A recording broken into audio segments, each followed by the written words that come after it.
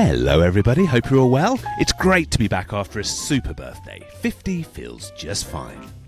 My guest in Benjy's Cafe this week is the actor, writer and director, the wonderful Adam Brown. Adam has co-written the Sky original Christmas movie Tinsel Town, starring Kiefer Sutherland and Rebel Wilson. Oh yeah, baby, and is due for release later this year. On screen, he plays Ori in Peter Jackson's blockbuster Hobbit Trilogy and Kremble in Pirates of the Caribbean. Dead Men Tell No Tales alongside Johnny Depp. Adam's theatre credits include Mother Goose with Sir Ian McKellen and John Bishop at the Duke of York's Theatre London and Iolante for the English National Opera at London Coliseum.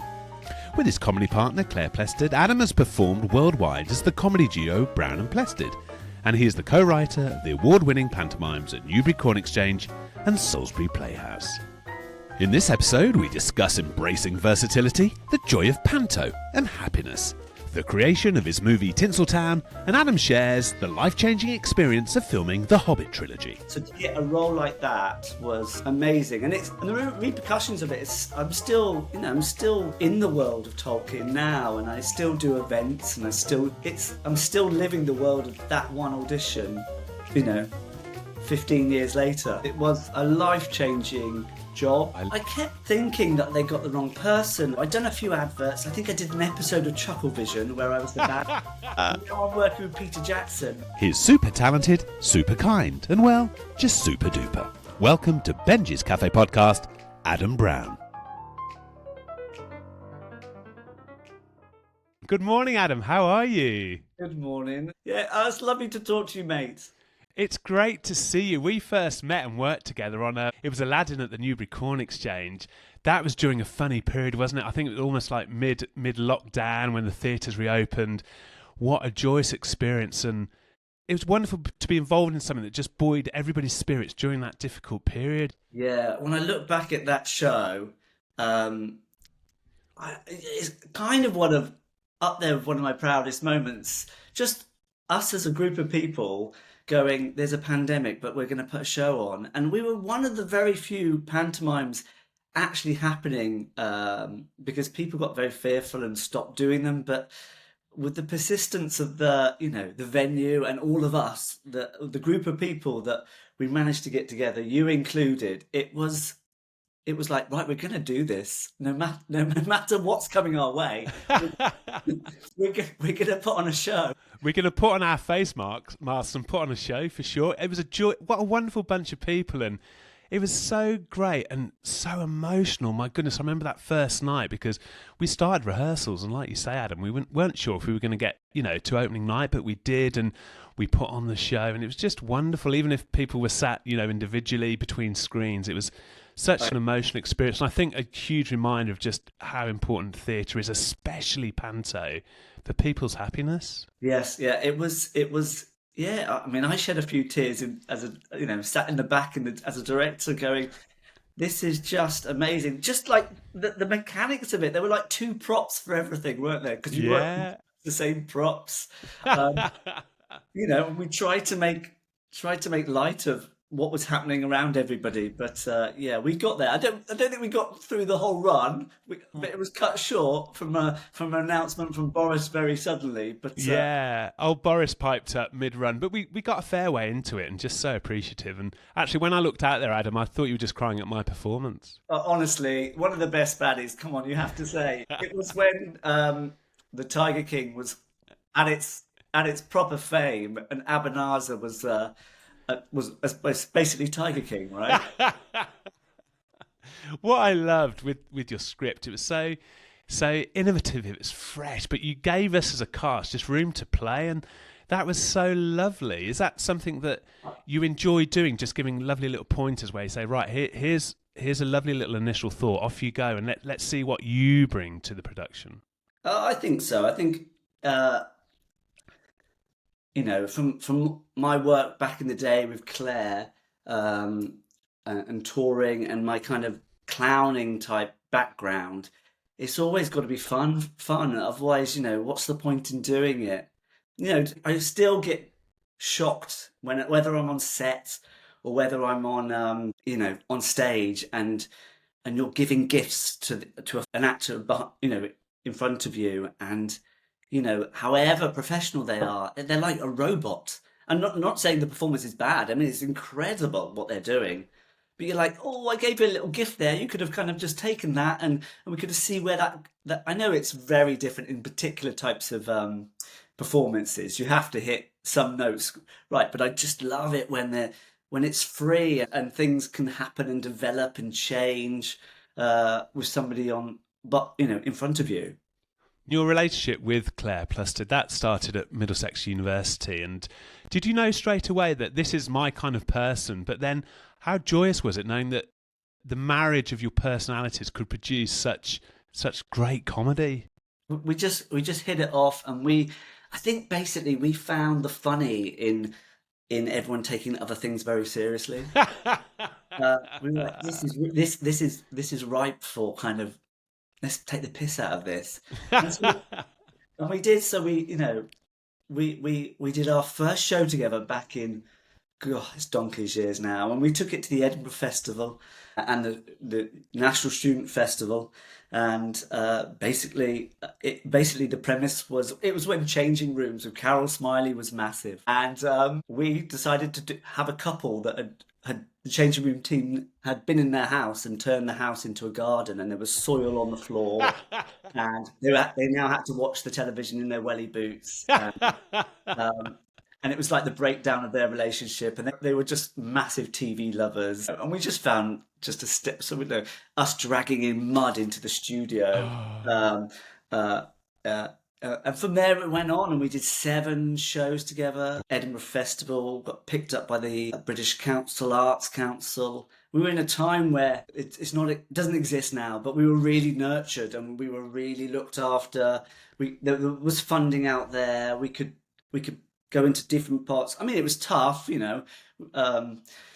didn't have money, but we made shows out of nothing and made a living sort of doing it. I mean, a very sketchy living. But yeah, we toured around the world, and it was our bread and butter for like 10 years. Isn't it amazing? Like, we seem to have fighting inbuilt spirit, don't we, as creatives, where if you really believe in something and it's you, it just fulfills you so much, as comedy does for you and Claire, that you somehow make it work, don't you? It's tough though. It's a real perseverance, isn't it? Oh yeah, I mean, I was living at home with my mum and dad at a ripe old age of 25, but going, this is my company, I'm making it work. And then I would move out, and then I'd have to move back in again, and then we'd make our next show, and I'd be around touring around. But that was my love, and it was it was my baby, and we had the best times traveling the world and doing silly shows and just performing next to my best mate. It was great. The fact that you're finding the funny, because that's so important, isn't it? My goodness. Oh yeah, I mean, some of the venues we went from massive stadiums. When we did a tour in New Zealand, and we performed in this massive. There was 10cc, the band 10cc, and followed by us. It was just bonkers. Hey. And then we went from that to then like a village hall tour, and where we would get dressed in a kitchen or a hallway, and then they would have to stop the show because they always served lasagna in the middle of it. So it was a great time. Oh, I love it. Comedy fueled by lasagna. I love it. Yeah. But also those smaller venues, it really does. It's a nice little reminder, isn't it, just to keep a lovely balance through one's career, I think. Yeah, absolutely. You have to give the same care, don't you, really? And those are probably more electric than the big venues in a sense. When you can see the white in people's eyes, it's brilliant. Well, I'm really interested in, Adam. You just kind of hinted on it there that, that comedy, that partnership with Claire was your love, and you really pursued that and had a real drive to make it succeed. And my goodness, you did, performing globally, as you mentioned. The importance of really believing in an idea. I just want to hop to the current day. A few months ago, I had my morning plod, sitting with my little morning latte, flicking through the old social medias, as one does, the old little flicko, phone dick, as I call it. We will have a little phone dick in the mornings. And I'm like, Sky Movies, Tinsel Town, co-written by Adam Brown. I'm like, what? I was so happy for you. Not because you're so talented, but you're such a bloody great guy, Adam, that I just thought, yes. It's so great to see great people doing so well.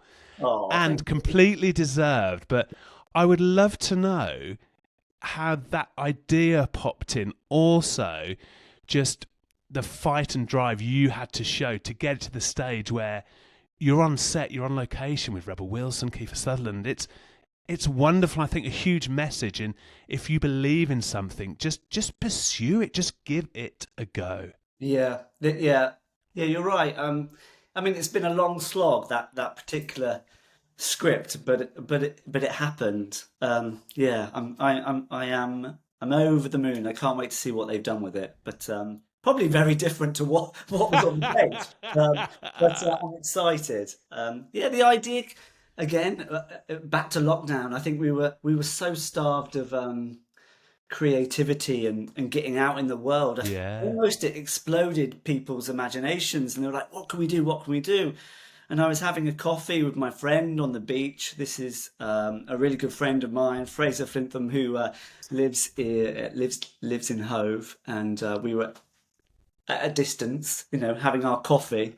And I said, I think I've got an idea for a film. And I told him about it. He's a writer. He's a full-time writer, and that's what he does. Yeah. And he said that there's something really exciting about that. That's great. And the morning after, he sent me a message, an email, and I never get emails from him. It was always a text message. And it seemed quite official. He said, I've really been thinking about your idea, and I just think if you're gun ho, I'd love to write it with you." Oh, And yeah, and then I was like, yeah, go on. And it was a new writing process. I'd never written with him before, and we just hit it off, and we worked and worked and worked. Not full time on it. I was doing other projects. So I did Mother Goose, so I was on tour. He's juggling multiple projects. But yeah, a lot of blood, sweat, and tears went into the idea. It's something that I love. The story is about a washed-up American actor that once was really big and famous, thinks he's going to reignite his career again by doing Hamlet at the Globe. But little does he know, his agents duped him, and he's not doing Hamlet. He's actually doing a pantomime in a regional theatre where he's stuck and playing buttons, and he can't get out of the contract. And it's Americans' view of what pantomime is in this small kind of villagey town, and the people that he meets, and the lessons that he learns from doing, let's face it, not a highbrow piece of art. And yeah.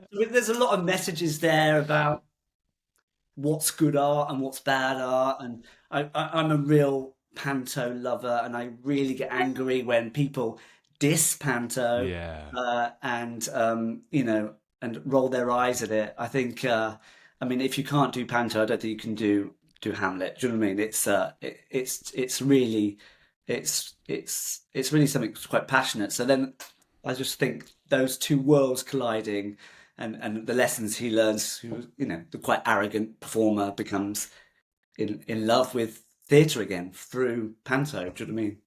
Yeah. And similarly, and just going back to our experience in Newbury, that's kind of what I felt. It was a real reminder that, my goodness, theatre it brings so much joy, but also happiness to yourself, to oneself. It's such a beautiful experience. Yeah, yeah. I mean, we all know that it's the biggest selling type of theatre there is. It's been around for decades. It's so robust enough as an art form that you can do anything with it, and it's still surviving now. It's still developing. It's still exciting. And I think, the moment that people look at it, oh, it's just panto, is a really sad point, because I think it's an art form back to what we said, is just playing. With the casting of Tinsel Town, Adam, did you have much of a say in that? And how, when you were writing these parts with your co-writer, did you have an image of, I'd quite like this person to play? Or is that once you've delivered the script that's more in the hands of the producers, would you say? Yeah, we had no say as writers. We just handed over the script. But of course, we had a wish list, and it's just trumped our wish list, really.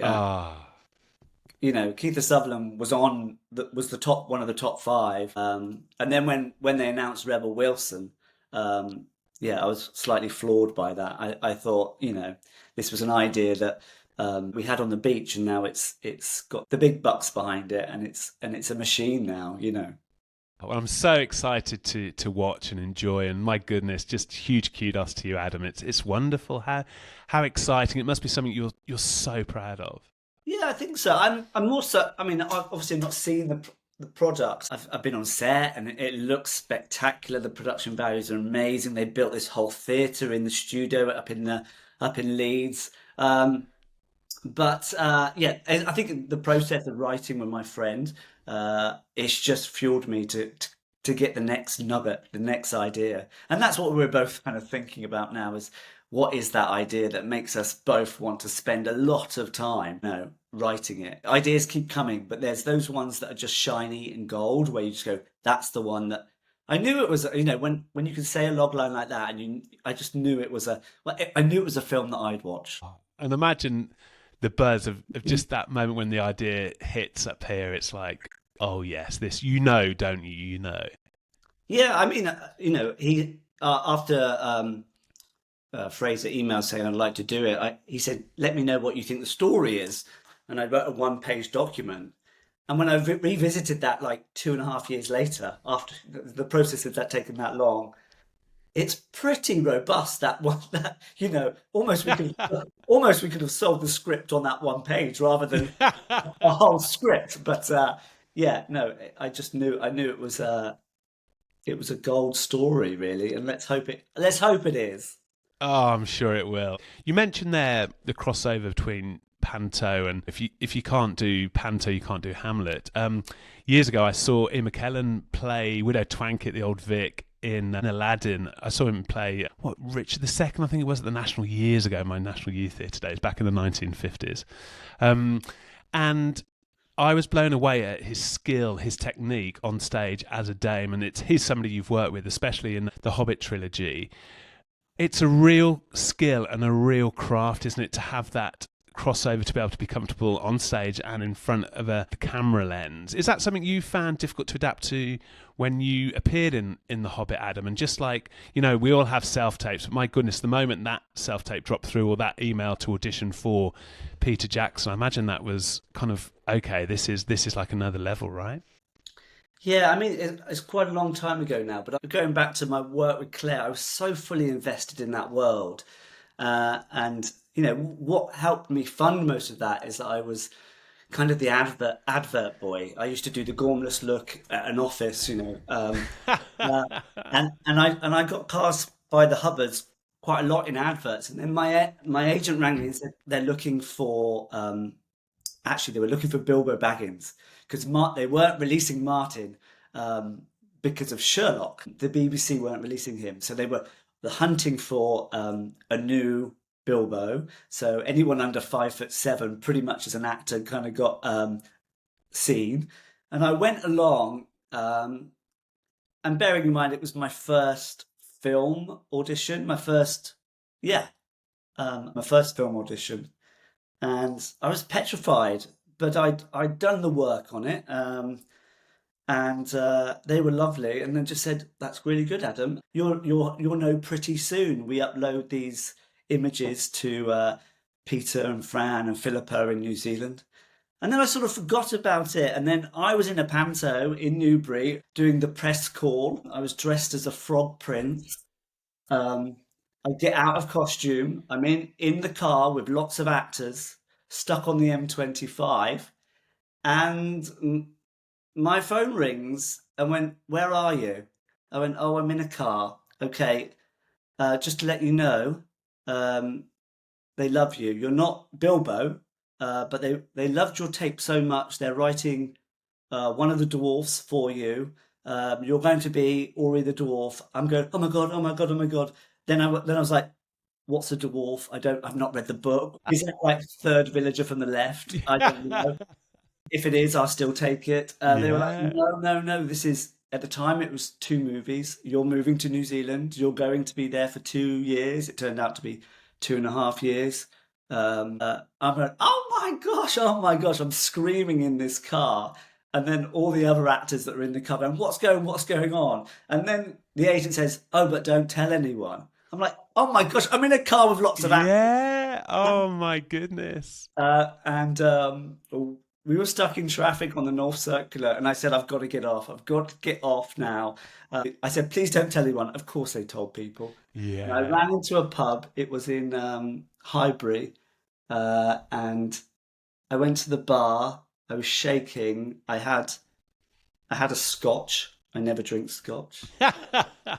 And I went to phone my dad, and I ran out of battery on my phone, and so I was saying to the people in the pub, "Has anyone got a phone charger? I just need to call my dad. I just need to call my dad."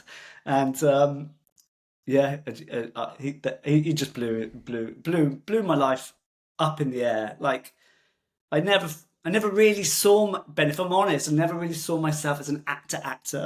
So to Yeah. get a role like that was amazing, and the repercussions of it is I'm still in the world of Tolkien now, and I still do events, and I'm still living the world of that one audition, you know, 15 years later. So it's madness. It was a life-changing job, uh, time of my life, and I've met the best people on that job. There are certain jobs, as you know, as actors, right? That you go, okay, bye, really had a nice time, but I'm never going to see you again. It's just the way it goes. But there are some companies that just unite and keep talking to each other, whether that be silly messages. So and the Hobbit team are one of those. So yeah, it just changed my life. Oh, because I imagine landing in New Zealand, you're probably full of anxiety about, a positive feeling about the job, but also the unknown, your first movie. So I guess the importance of having just a kind and supportive cast and crew, because you're all away from home for a huge period of time, aren't you? I kept thinking that they got the wrong person. It was like, I'd done a few adverts. I think I did an episode of Chucklevision where I was the baddie. And now I'm working with Peter Jackson. And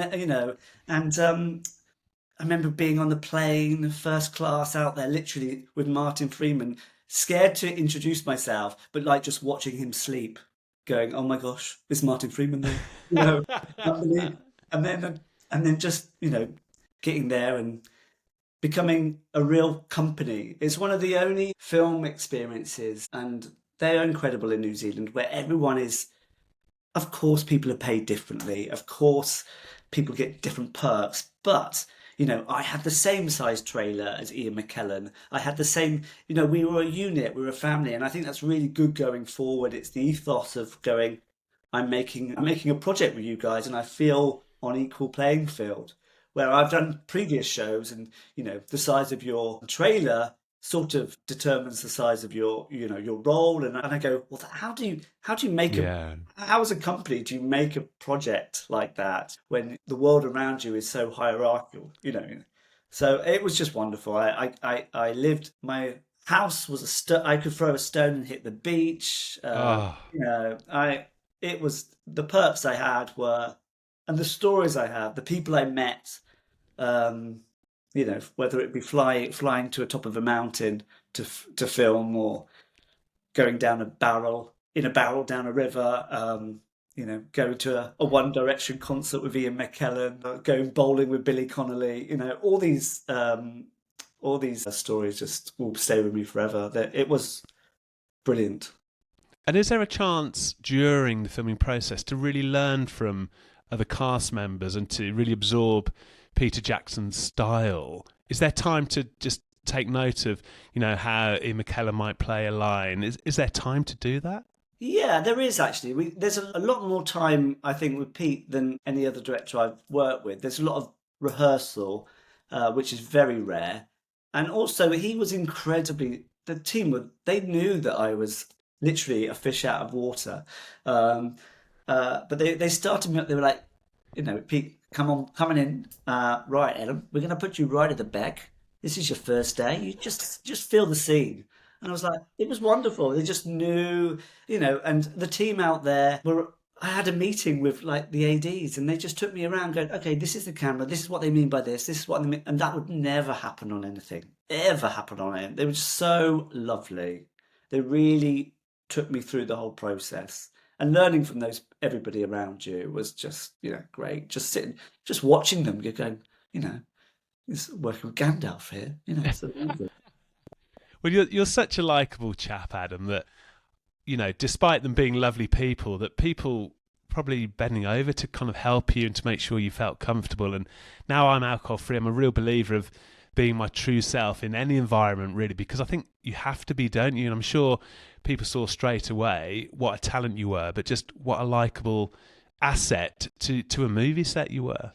Yeah, I think so. I think, everything's a gift, isn't it? So, Yeah. your vulnerability and me being completely shitting myself was a gift, and then people put their arms around me, and the friendships that I've got still, got married last year and Martin came to my wedding. I've got known a few actor friends that like to, we've all been there where you're talking to an actor friend or creative friend and you're like, um, you know, is half of this bullshit? Because honestly, be truthful, and then we'll fall in love with you even more, and we want to be in your presence even more. You don't need to do all the smoke and mirrors stuff. Yeah.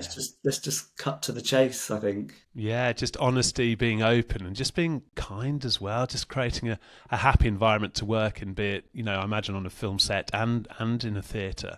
Was it a very different experience on Pirates of the Caribbean for you? Was that more of a quicker, just right, I'm just dropping into a film for a few weeks, a few months, as opposed to the long period you were in New Zealand for on The Hobbit? I mean, the Pirates of the Caribbean, it turned out to be about 8 months, and that was in Australia. And there was some similarities, some crew were the same, which was absolutely amazing for me.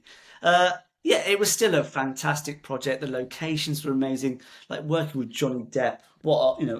There's actors and there's a Hollywood star, and I think he's the biggest Hollywood star I've ever worked with, and probably will ever work with. But it didn't have the same, maybe perhaps because it wasn't my first, but it didn't have the same moment in time that if I could go back in time and relive anything again, it would be my Hobbit years. But it was a fantastic job for me. I'd lost my dad, and I was just in the middle of the Hobbit. So having this amazing opportunity behind me, everyone saying, "This is your moment. This is your moment. Chase it," and then going, "But my dad has just died. I don't want to go and read in for this part because I'm just not in the room. I'm not present. I'm not present." And I came up with that battle a lot.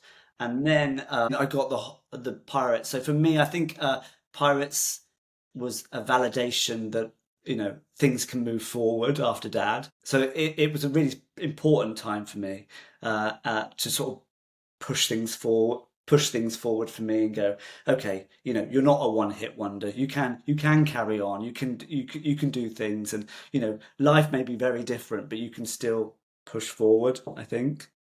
And we used to run. We had a couple of runs before rehearsals in Newbury during rehearsals there, and I remember you chatting about your dad. And I lost my dad last year. We weren't particularly close, but I know he was proud of my theatre career for sure, and I'm sure your dad was hugely proud of you. And it is difficult to process that, especially when you are in the throes of a big job. Did you find it difficult? Did you have a moment where you could just decompress with yourself, with your own thoughts, that kind of made you think, yeah, I'm going to use this next opportunity just to keep going, just to keep plodding on? Yeah, I did. Yeah, I did. I mean, if I'm completely honest, Ben, I hit rock bottom after, like, you came back from a premiere, and then you bury your dad. It was just one of the second movie was just I was fighting with all these incredible, like, real top emotions in both levels, and I think I I was lucky enough. I had some money behind me because of The Hobbit, and I just sat, and I really sat in the grief where my brother didn't have that opportunity because he had kids, he had a job. I think grief and being a creative person is very hard balance to move forward, because you need to grief is not a creative place to be in, but in order to make money as a creative, you need to get out of that grief. But it's very, very difficult. It's a hard balance to get out. And I think I sat in it for a long time. So The Hobbit, Pirates of the Caribbean, for me was a real moment of, okay, now Adam, you've had your time. Let's get cracking and move forward. And yeah, and it has, and it was a great experience for me. It's hard, isn't it? Like, I don't think I've properly started grieving my dad yet because, as you say, as a creative, it's hustling and it's always, you're looking at, there's a lot of worry there, a lot of anxiety about the next job, about paying your bills. And it's very difficult. And I find that a lot, that sometimes I think when I do have a moment where I'm just quiet with a coffee, just decompressing, that I should just not worry, but it is so difficult as a creative, isn't it? Yeah. That I just wish that I had a better mindset of thinking, okay, I'm living my life the right way, I'm doing the right things, the work will come. Just try and sit in the moment a bit more. I struggle with that occasionally. Yeah, and I was in that moment of like the Hobbit. Right now, push on, push on, push on. And going back to what I said previously, I never saw myself as an actor, but suddenly, as in terms of course, I am an actor, but in the sense that that's my one thing I do. And then now time has gone on, and that experience is, and I realise, oh, I'm going backwards now in a good way to doing everything. And I think, as if you're anything like me, you always used to mock and say, "Oh, I'm jack of all trades, master of none." And now I'm really correcting myself and go, "No, actually, it's okay to go. Okay, last year I was in an opera. This year I wrote a movie. Then I will direct pantomime. Then I'll write pantomime, and then I might get a movie again. And that's okay, rather than just saying I'm an actor. That's all I do. I'm an actor, and I have to do film work because I've just done one film, and film work has to lead to another film. And so now I just go, oh, I actually like peppering my career, and I feel, rather than the thing that I used to say all the time was I'm a master of, I'm jack of all trades, master of none. Now I'm correcting myself, going, no, that's actually okay. I can do whatever I want. I can be creative in any world, and dabble in anything. You don't know who you can meet on different jobs, and also you're making connections as you go. You can bring some aspects of one job into another, and it's just being open to taking opportunities, I think, as well. If I go back right to the beginning, my first panto that I did in Newbury, that was directed by Cal McChrystal, the great clown director. He directed me in Mother Goose with Ian McKellen, and then after that, he said, "Would you like to be in an opera at the ENO?" I was like, "Well, I can't sing, Cal." He said, "No, you're going to be falling in the pit. You're going to be the fool. You're going to fly in. You're going to smash into the furniture." I was like, "Oh," and what a joy to perform in that space, the Colosseum, Oh. with such talent behind me, whilst I was basically upstaging everyone falling in the pit and making a tit of myself, was just one of the best jobs. One of the best jobs. Oh, what an experience. How did you feel going into the first day of rehearsals for that? Was it similar to you first down the set, on The Hobbit, just like, okay, let's see what this can bring? Yeah, they're the masters. They are the masters. I'm just there to do. And it's also not comparing, is it? I'm not in your world. I'm going to bring my world into your world, and I'll be the idiot and I'll be the clown. I'll do some clowning and some funny things. But yeah, no, that was it. What a great job that was. It was amazing. Yeah, and Colosseum, what a beautiful theatre, my goodness. Oh. Plus, they only do like 3 shows a week. It's amazing because they have to protect their voices. It's amazing. Oh, you work with, we mentioned Ian McKellen, Johnny Depp. Are there any traits you spotted in people like that make them so watchable, so good to watch on screen and on stage? Like, for instance, would you love to see Johnny Depp on stage? Oh yeah, that'd be amazing. I'd love to see. I'm not sure. He must have done Broadway. He must have done Broadway. Yeah, and just watching Ian do his thing is just brilliant on set, and then on doing pantomime opposite him in Mother Goose was great. Very different. And then of course, because I was a little bit more experienced in that world of pantomime, he'd be asking me questions then. Yeah, I'm sure. No, don't do that. You signpost that enough by just that little. It was lovely. Yeah. Ah, you're looking so well.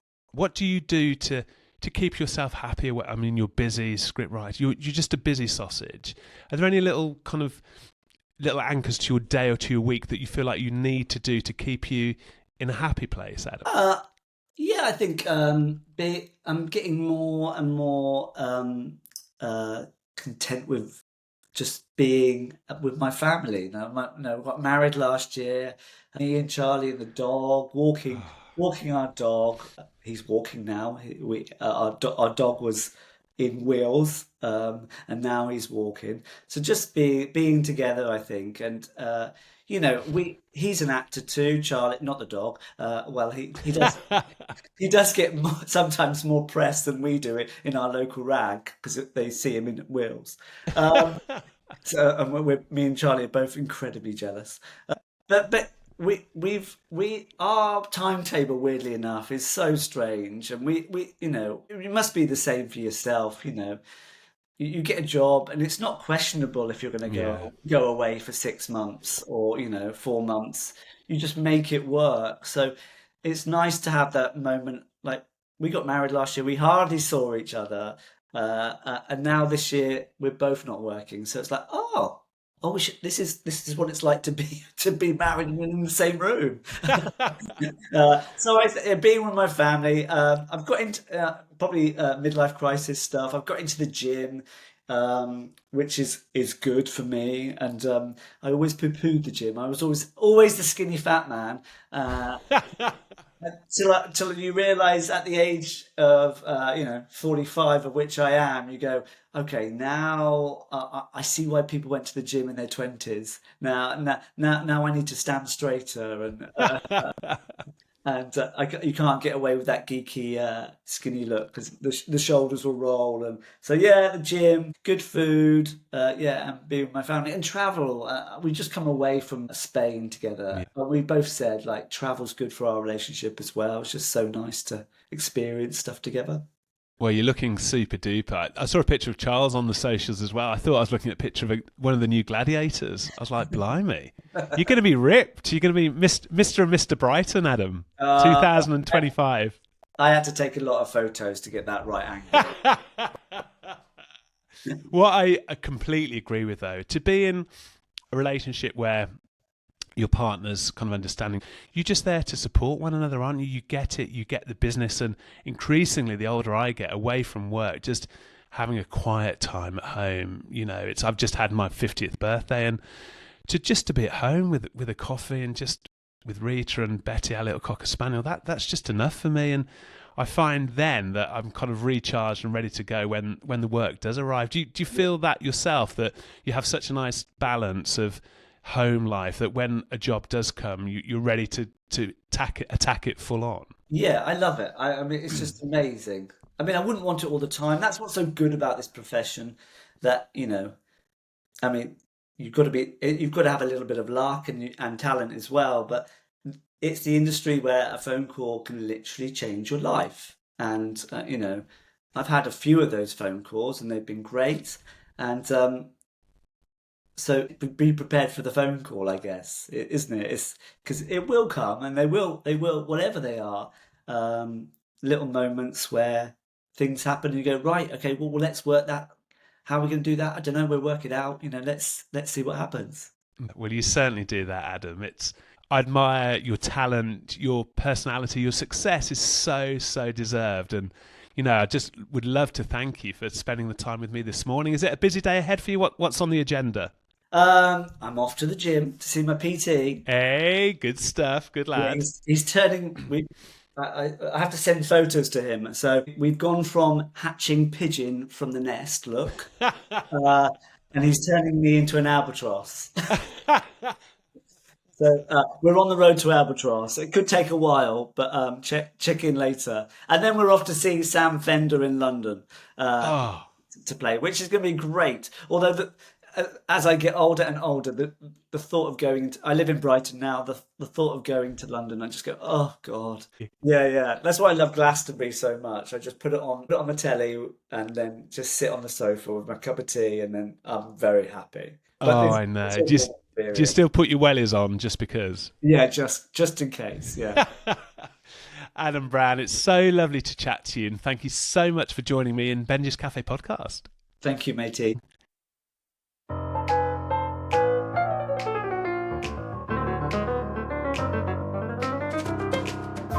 Oh man, isn't Adam great? Thanks so much for listening. Don't forget, a fresh new episode of Benjy's Cafe podcast drops every Tuesday. Just find us wherever you get your podcasts. Give Benjy's Cafe a follow so every episode gets sent straight to your phone. Tell your friends, tell your family, and if you can, please leave a review. Next week, I'll be joined by the comedy wordsmith, the comedian Lloyd Hollett. I'll get the kettle on. Have a great day.